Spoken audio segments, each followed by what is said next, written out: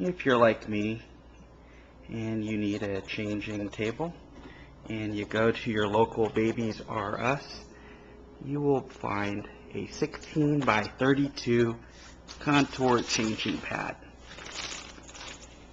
This is the typical size for a changing pad. If you happen to live in a city that has an Ikea, you may be tempted to get the Sniglar Changing Table. You might be tempted to just buy it without measuring it, thinking, how on earth would anybody make a changing table that does not accommodate a standard 16 by 32 changing pad? And when you see the box, you might think it would fit.